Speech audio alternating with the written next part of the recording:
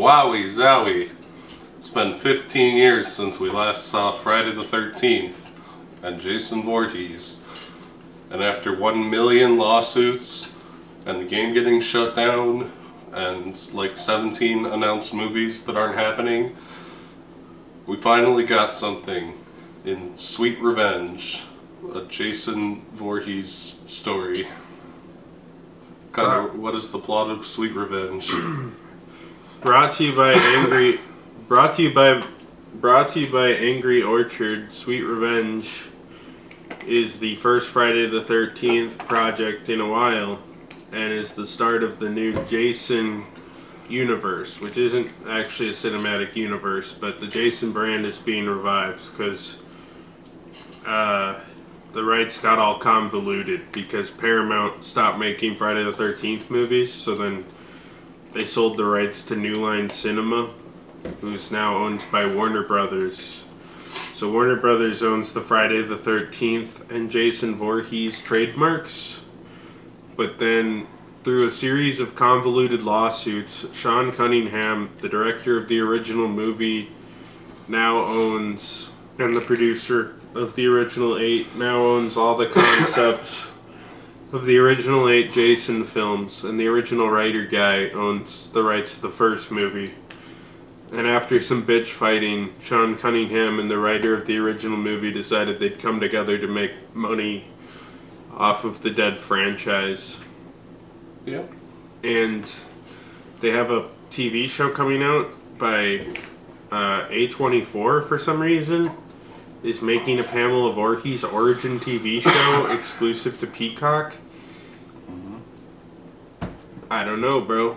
I don't know, but that's happening. And then the first official in a movie's plan, but the first initial project was paid for by Angry Orchard, and it's a 15-minute short movie, which is basically a condensed down Friday the 13th movie. If you've seen Friday the 13th movies, they're all 90 minutes, but then you gotta cut out 5 minutes for credits, and then you also gotta cut out the 15-minute franchise-long recap that each movie shows at the start, even though it's in no way integral to the plot of the new movie, which usually doesn't have recurring characters, aside from You're also 4, 5, and 6, which have Tommy. The Tommy trilogy, which has a different Tommy in each movie. And, 5 is virtually retconned by 6. Loosely not, but pretty much. And Corey Feldman is in one of them. You're also lopping off at least 15 minutes, taking out all the nudity. Yeah, then you gotta take out the scenes that are there as soft, not even soft, just, simulated sexual actions between a nude woman and some sort of 20-year-old man. If you saw all that off, and then there's 40 minutes of plot and killing. So what they did was they cut even that 40 minutes by 25 minutes. So basically the plot is like that. A girl comes to Crystal Lake, and this girl's 20, but I don't know if she's supposed to be a teenager or something. And then she's accompanied by her friends, which there's a girl and a guy. The girl is also 20, but one of the guys is 40, and he doesn't do anything. And then she has a fiance, and her fiance is former rapper Benzino, famous for being in a 30-year beef with rapper Eminem. So then she catches but then child Jason pulls her into the water, and then she's in the water from 2 in the afternoon till it's nighttime, presumably in the summer or maybe the fall. So presumably she's underwater for about 5 hours, but then she resurfaces to find her boyfriend, Angry Orchard in hand. She walks into her cabin to find her boyfriend making out with her friend, and she's like, wow. And then Jason kills them all except the girl. Adult Jason he's now. Also here. But he's redesigned to look kind of weird. And then he chases her and her friend around, and then the 2 girls are in the car, but then she decides that she's going to embrace the Jason in herself and Angry Orchard in herself, and she stabs her friend, and then she presumably is set to fight Jason, but then the movie dramatically ends, and it is our taste of the future Jason projects that are up and coming, including a video game and a line of merchandise. If you go to the Jasonverse website right now, you can buy t-shirts and mugs. So Aiden, what did you think of Sweet Revenge? Our long-awaited return to the franchise after Michael Bay's movie flopped. It's basically like a screen test. There's not a lot to it. Even though it's only 15 minutes long, it somehow has maybe the most confusing plot in the franchise, because I genuinely can't figure out why young Jason and old Jason exist simultaneously, and she falls in the lake, and then she comes out and it's night. I don't know if she's a zombie, or I don't know if she was just under there for a while and then came up, or why Jason let her go. It's kind of baffling to see a movie like kind of ape off Halloween Ends, when that's a movie most people don't like. I like that movie, but most people don't. I liked Halloween Ends. Yeah, I mean, there's only like 2 kills that are actually shown on screen because they had a very limited budget from whatever Angry Orchard gave them. Angry Orchard Man gets killed by having an apple, an Angry Orchard apple shoved in his mouth. Yeah, and a girl almost gets killed by an apple slicer. There are apples everywhere. And the main character, for about probably 8 minutes of the 15-minute runtime, has an Angry Orchard in her hand in some capacity. Yeah.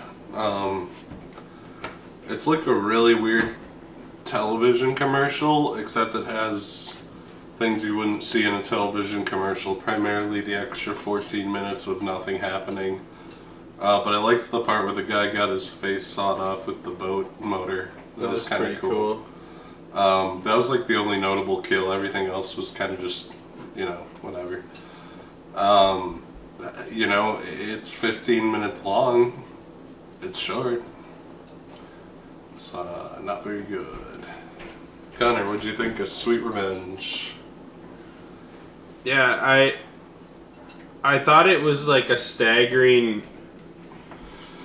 I thought it was staggering how much of an Angry Orchard commercial it was. I also thought it was weird that, so they're bringing back this franchise with virtually no direction. Like, A24 is making a TV show that's unrelated to the prolonged Angry Orchard screen test thing that is presumably unrelated to the film, or maybe the director of this or the writers or something is making a full film. But this is kind of the hype drum up. Kind of similar to the vein of when Ryan Reynolds leaked the Deadpool stuff, but instead of it being leaked to gain hype, it's and I think that was probably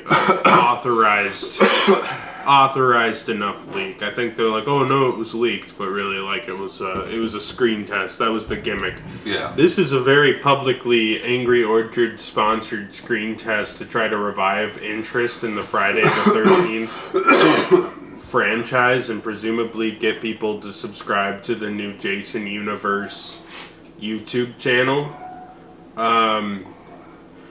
It's a bizarre move, but I mean, yeah. I think they're kind of just getting funding from where they can. This was independently released. I'm assuming part of the deal with the Jason universe is it's more of a licensing agreement rather than playing fast and loose with the rights, which is what got them in the mess with Warner Brothers and stuff. It's at 100. Oh, the trailer's at 160K views. Well, it's almost at 100K views in a day. Well, I'm sure if they get enough interest and they get a fat offer, they would sell the franchise. Yeah, I'm sure that's the goal. Friday the 13th as a kid was always my favorite franchise, simply because at Blockbuster I liked the covers, so that was the one I chose to rent off the horror rack. when I was a child, and I liked the fact that there was killing and boobs. Yeah. And I was like 12. So to see it return, I'm fine with it. I think I do respect that, you know, you kind of tried to have like pussyfooting around like the Blair Witch found footage edgy reboot shaky cam with Michael Bay's produced entry. This seems to just be like the same idea but modernized. Like, let's do the same thing we did in the 80s but with like digital cameras and whatnot. And you know what, I'm fine with that. The one boat motor kill kind of felt Terrifier-esque, but it didn't sit on it as long. Terrifier kind of has the problem where they overdo the kills, so I kind of respected that they were like, showed some level of restraint, where it was like a cool kill, but it was short. And like, you know, if they do bring back the Friday the 13th franchise, I know eventually it's gonna have to get gimmicked. They always have to get gimmicked. Even you know, most of the reboots, like Halloween, they did the straight up Halloween, then they went straight into the gimmicks. Yep. I'd say you just see how long you can trick people into coming back for different kills, you know? I mean, I guess Terrifier's pretty gimmicked too. I was gonna say, I hate Terrifier, but those movies at least, they try with the kills. I think you just try to play it the same way you played it in the 80s and see how long you could trick people into watching them again. And that's kind of what we got here. Obviously, it was an Angry Orchard commercial and a proof of concept. It felt very fan filmy. If this is just somebody's fan film and not an officially licensed Jason project, whatever that even means in a world where like 5 people own pieces of Jason as a franchise and as a concept. But, you know, does it drum up hype for me? Not really. I don't care that much. I love Jason. I'll watch whatever they put out. I'm not going to be excited for it. I'm like going to be like probably just watch the movie and maybe it'll be fun kills. It'll probably be slightly shitty, and that's pretty much what this was. Yeah. But it was only 13 or 15 minutes long, so you only get so much of that, and like, whatever. It was fun. It was kind of fun to see the franchise isn't 1,000% dead after sitting on ice for a decade and a half. Yeah, it's just like 90% dead. It's just like dead-ish. You know, maybe it'll come back to life, maybe it won't. Kind of depending on the fate of a weird A24 spin-off prequel show. We'll see. Titan, would you recommend Sweet Revenge? I mean, Angry Orchard story. Yeah, it's 15 minutes. I fucking guess I would. If you have 15 minutes to kill on the boss, you might as fucking well. I mean, I really can't think of a downside. It's a free YouTube video. It's not great, but it is an interesting way to revive interest in a long dormant franchise, I guess. Connor, would you recommend The Angry Orchard? Yeah, I'm gonna say the same thing, but then I just remembered one more thing I wanted to say. There's a moment at the start of the movie where the girl is talking to Benzino, and she's like, we should go swimming, and Benzino says, but I don't have my swimsuit. We don't have our swimsuits. She said, I wasn't thinking swimsuit. In the traditional or the old movies, you know, back before Me Too, we would have seen some, you know, absurd nudity. Like, I'm not making my dad proud getting naked for this shitty slasher movie type of nudity. This movie, this lady was not about to bear all for an Angry Orchard commercial, so it cuts to her in her swimsuit, which is fine. I'm not expecting tits, but what I was gonna say is I find it kind of funny that she's like, we don't need our swimsuits. Cut immediately to shot of her in her swimsuit. Well, yeah. So she ran back up after And then the Angry Benzino Orchard said he wasn't salesman gonna... is perving on her from the distance. He was, for no reason. We never get any conclusion to that. He was looking at her through the sniper scope. I guess it just was a cool looking shot. But yeah, I guess I like recommend it well enough if you're like curious and like, you know, part of me is rooting for a Jason movie, and part of me is excited to hear about how the relationship between angry Sean Cunningham and angry writer of the original movie falls apart and kills this franchise again. Yeah. Presumably just forever at that point. This kind of reminds me of like Atari today, where like every year the people who own Atari puts out some sort of new Atari console or just prints out like a new Atari. They're just like, we're making Atari 2600s again after 40 years off the market or something like that. That's kind of the vibe Atari I get. NFTs, baby. Atari NFTs, like that's kind of the vibe I'm getting the Jason verse is gonna be. And I'm looking forward to the exposés in a couple years where people are like, the Jason franchise is a scam, blah blah blah, lawsuits and whatever. So whatever. Anyways, the other thing we watched today was Nobody 2, a sequel to a movie that nobody remembers. So Aiden, what's the plot of Nobody 2? Nobody 2 picks up after the first one, which I don't remember. And Mr. Nobody, Bob Odenkirk himself, says, I need a vacation. So he goes to his boss, and his boss says you still owe us $80 million because of what happened in the first movie when you burned the money. And Bob Odenkirk's like, yeah, but I need a vacation. And his boss is like, alright, you got some PTO. He's like, let me just call HR and figure out what your PTO is looking like. Instead of, they go to, like, I don't know, the bayou or something. I had to go throw up, and I missed where they went, but it's like the Florida Keys or some shit. It's like some shit. No, they said they were in the middle America, the dead center of America, just some water park in bumfuck nowhere, I guess. Some water park in bumfuck nowhere, where the police are in on a scheme with the local drunk woman, played by Sharon Stone, who's in the movie for like 7 total minutes. And the cops are mean to Mr. Nobody, and he's like, fuck you guys. And then he kills the entire organization with the help of his black samurai weeb brother and Doc Brown, his father, and his wife. And the mayor of the town who's stuck in a situation he didn't want to be in. The mayor of the town is also in debt, but to the evil woman.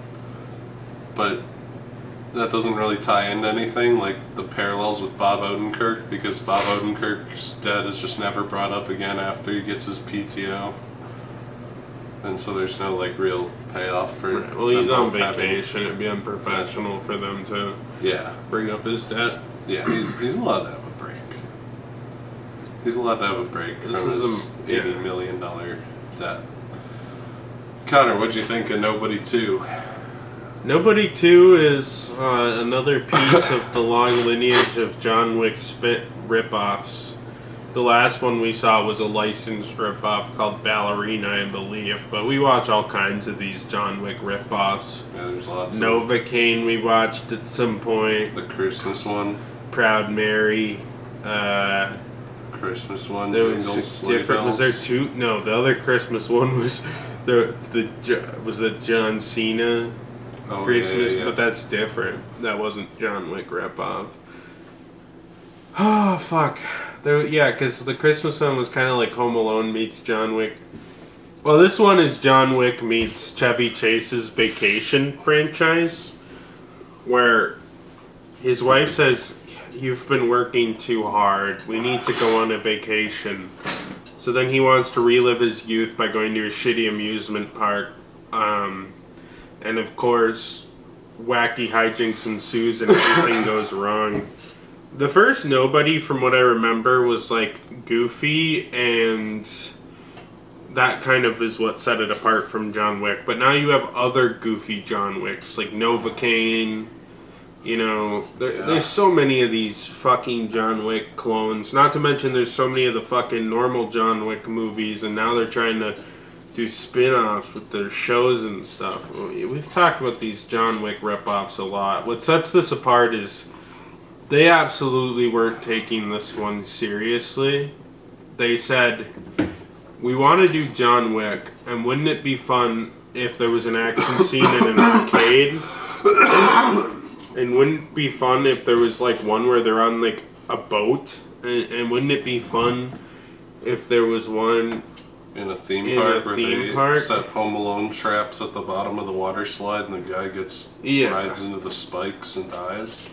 Yeah, and it's even kind of nonsensical. Like at one point, Bob Odenkirk jumps down a water slide and somebody follows him down the water slide instead of just walking down to the like clearing by the stairs and then shooting into the water as he comes down and blasting him to pieces when he falls out of a water slide slightly disoriented. There's a lot of leaps in logic. Sharon Stone and her entire organization come to the theme park to kill Bob Odenkirk. Yeah. Who they don't really know who he is. They all come in groups of 3. Yeah, they're like in squads Sometimes of 4. 3 so that they can get gunned down. And even the mayor, who seemingly has no formal combat training, just joins in to help Doc Brown and the family. And like, it's not taken seriously. There's some like impressive action choreography and stuff. And I think part of the gimmick is like, what if we had Bob Odenkirk, who's like a comedy guy, but he's doing the John Wick stuff?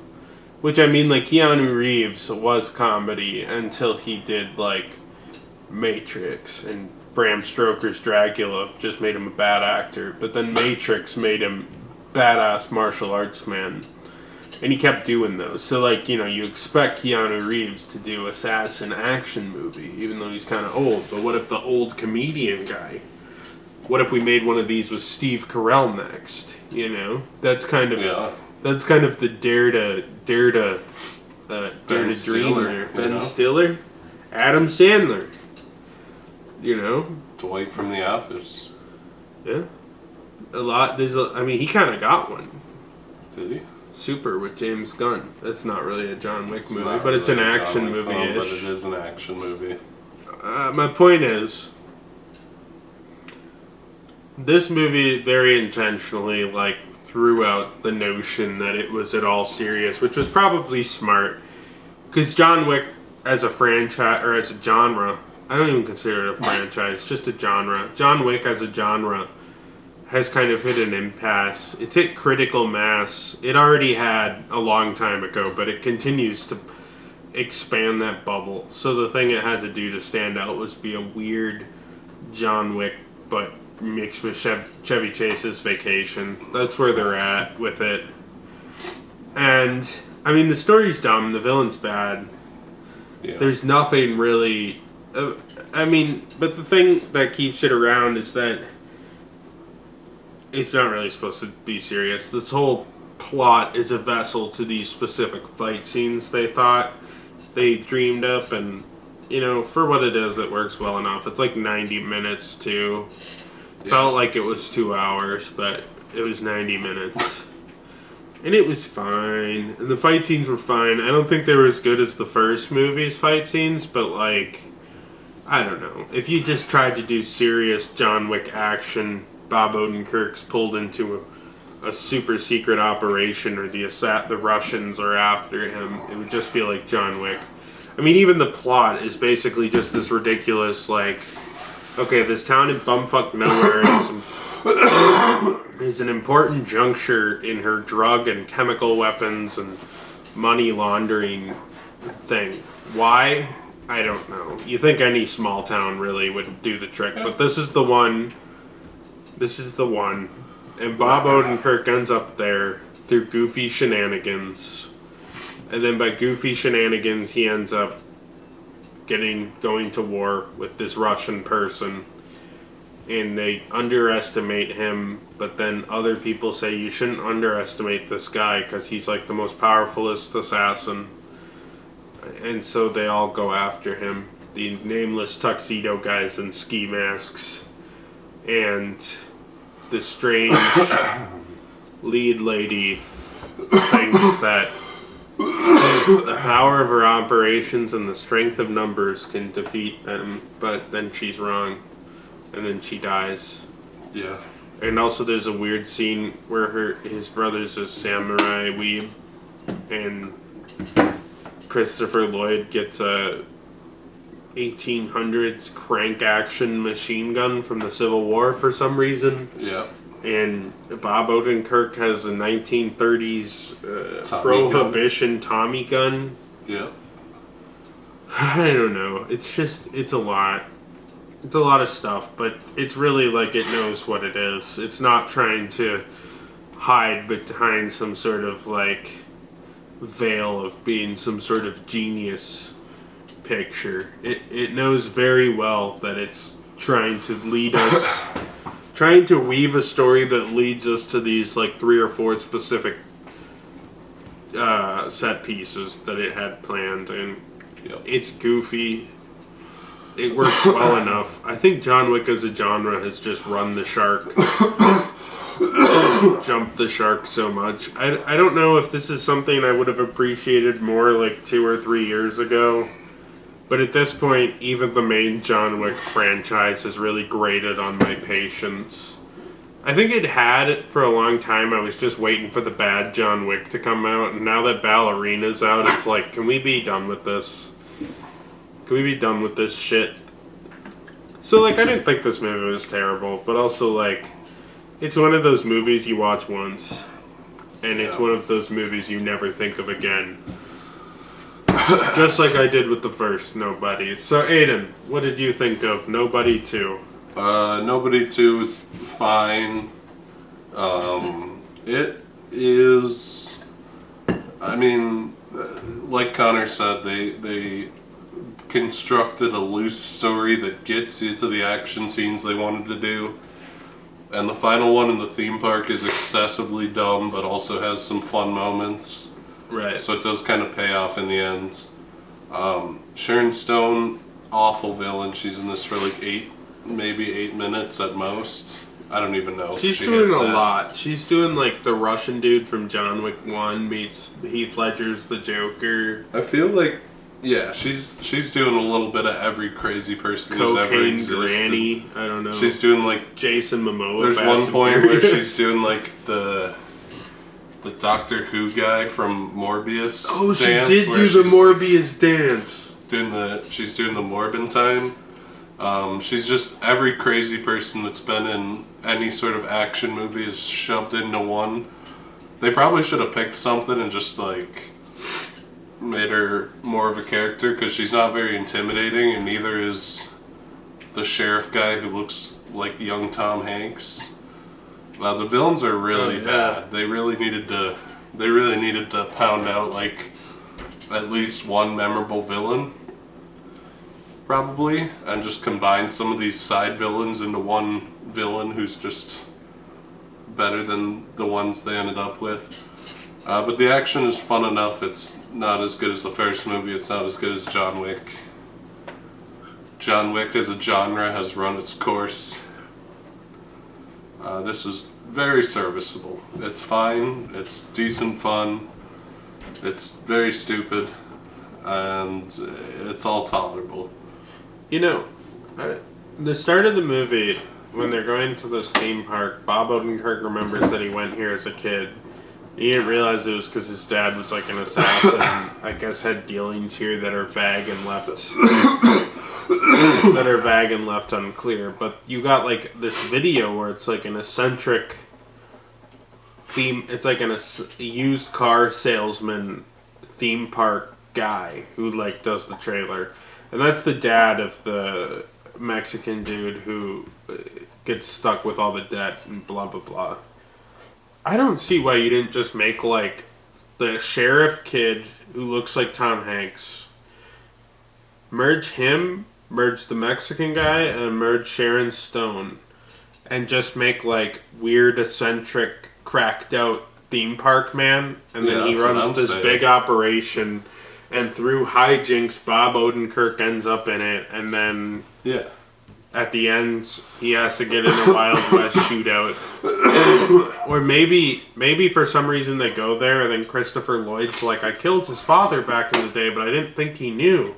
So then the guy wants vengeance, and then they get trapped in the theme park and have to get in the shoot 'em up to get out of there. Full fucking. And then you got like this villain talking over the intercom, the weird southern fucking used car salesman, cracked out dude. And he's like turned all the rides into like saw traps. Like, right, exactly.